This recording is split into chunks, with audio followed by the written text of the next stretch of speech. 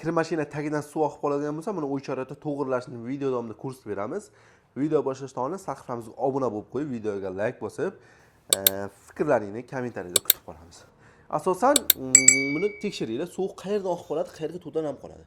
Asosan chap tarafdan oqib qoladi suv va bu mana shundan kelib chiqadi. Bu dispanser bu, ya'ni parashok, bachok. Ya'ni mana shuni joylashgan joyi. Bu nima uchun bunaqa bo'ladi? Bu yillar davomida qurishi evaziga mana shu atroflar ochilib qolib, suv o'tkazib yuboradi. Buni germetikalab qo'yish kerak. Hozir video davomida buni qanaqa qilib olinadi, batafsil video davomida kursni beramiz. Eslatib o'taman, video boshlashdan oldin sahifamizga obuna bo'lib qo'yinglar. Qanday boshladik? Mana stiralka. Stiralkani o'zlaringizga tortib olasizlar-da.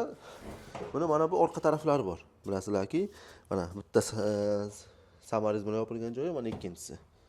Va buni ocha olamiz. Buni ikkita samarizni ocha olib, mana buni o'zimizga tortib ocha olamiz.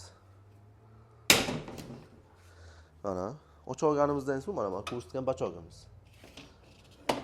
Mana bachogni ko'rishinglar mumkin. Mana bachogni ikkita rezin klapini, ikkita rezinni mana shuni ambor bilan olib ocha olasizlar. Buni birinchi navbatda. Mana ikkita samariz yecha olinadi.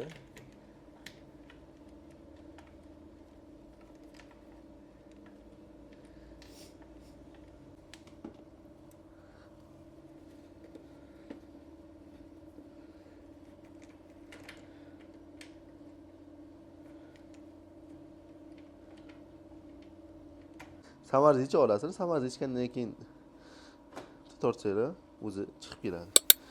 Tortganlaringdan keyin e'tibor beringlar. Mana bu rezina bor.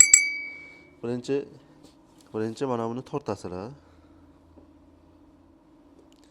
Mana buni tortib olasizlar.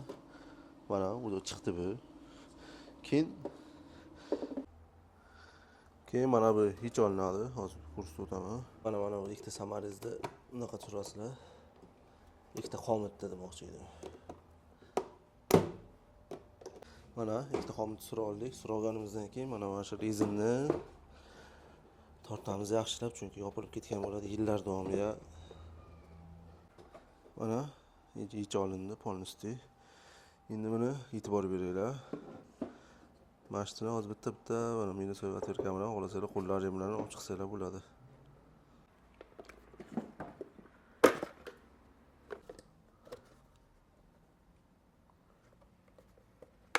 Mana bo'ldi.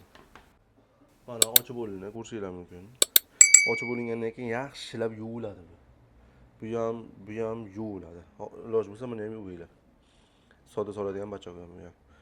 Keyin quritib buni atrofini, mana shu burchak atrofini, keyin burchak bu burchak. Yaxshilab germetikga surtasizlar-da, mana bunaqa germetik originaldan faqat. Germetikga surtib, joyiga yana yopib qo'yib qotirib qo'yasizlar. Qotgandan keyin как положено yana o'rniga o'rnatiladi. O'rniga o'rnatib, как положено qanday ichgan bo'lsa, o'shanda o'rnatib qo'yasizlar. Bo'lib bemalol ishlataveringlar.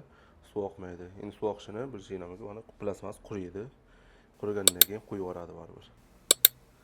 Agar sizlarga shunaqa remont xizmatlari kerak bo'lsa, bemalol bizga murojaat qilishlaringiz mumkin.